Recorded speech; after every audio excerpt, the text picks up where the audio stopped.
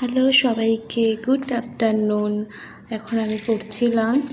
সকালে আর ব্রেকফাস্টে আর সকালে আর কিছু রান্না যে হয়ে গেছে, ও আজকে অফিস গেছে তাই অনেক সকালে রান্না হয়ে গেছে। আমার পালক পনির আর ভাত করেছি। আমার পনির খেতে খুব ভালো লাগে, সকাল থেকে ভাবছি কখন খাবো আমি। তারপর অবশেষে খেলাম। তারপরে সন্ধেবেলায় বেরিয়ে গেলাম বিজার এশিয়াতে।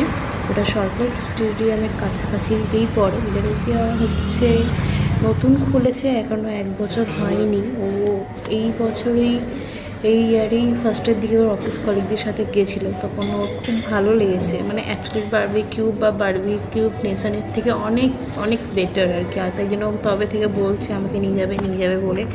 কিন্তু আমি আজ না কাল না, ঠিক আছে দেখছি। তো কালকে আর কোনো মতেই আর করা গেল না, তো যেতেই হলো।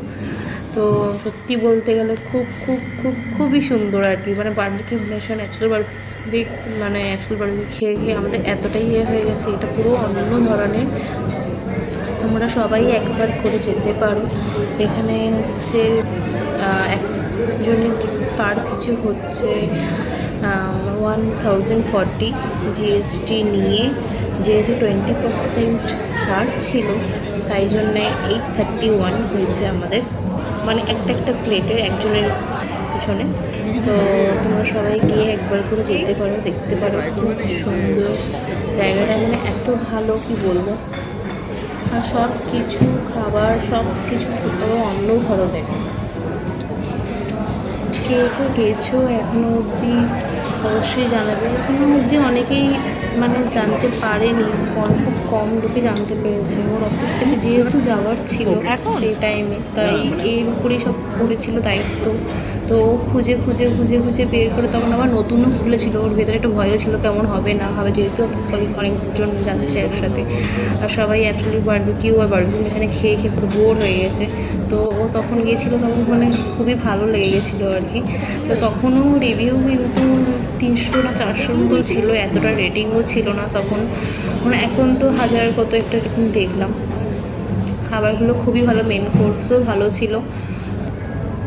আর ডেজার্ট তো বলতে গেলে মানে অ্যাকচুয়ালি বারবিকিউ নেশনে দেখেছি ডেজার্ট তো একদমই বাজে। মানে ওদের স্টার্টারে যা থাকে খুব ভালো থাকে, তারপর আস্তে আস্তে মেন কোর্স থেকে ডেজার্ট থেকে এতটা ভালোই থাকে না। কিন্তু এখানে প্রত্যেকটা আইটেম ভালো, প্রত্যেকটা আইটেম।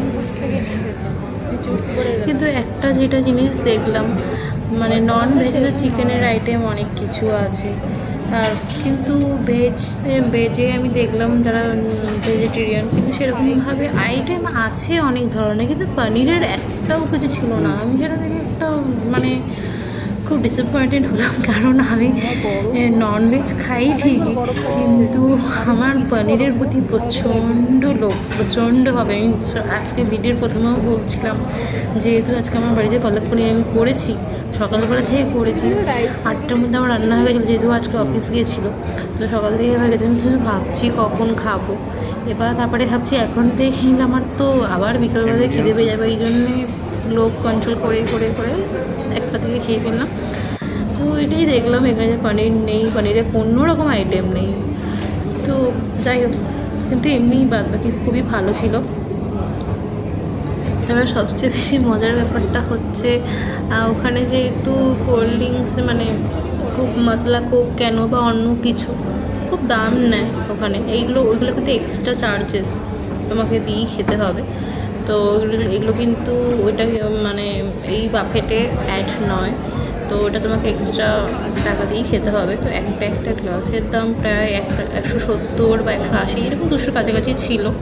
তা বললাম না দরকার নেই, তো বাড়ি গিয়ে তো খাবো। তো আবার বাড়িতে এসে কোল্ড ড্রিঙ্কস কিনে মশলা কোক খেলাম, যেখানে আমার একটা গ্লাস 170 কি 80 ছিল, সেখানে আমার 42 রুপিসের মানে 40 টাকার থামস আপের বোতল আর 2-3 টাকার জলজিরা প্যাকেট এনে মশলা কোক 2 গ্লাস আমরা জন্য খেয়ে নিলাম।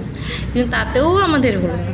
আবার রাত 12টার সময় 12:30টার সময় মনে হলো যে না আরও চাই। মশলাটা খুব সুন্দর লেগে গেছিলো আর কি, মানে এত হেভি খেলে যা হয়, কোল্ড ড্রিঙ্কস খুব খেতে ইচ্ছে করে।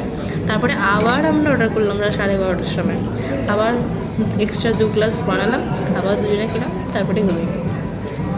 গুড নাইট সবাইকে, সবাই ভালো থাকবেন, সুস্থ থাকবেন। ব্লগ ভালো লাগলে অবশ্যই লাইক শেয়ার কমেন্ট করবেন আর সাবস্ক্রাইব অবশ্যই করবেন। কি এখন না মানে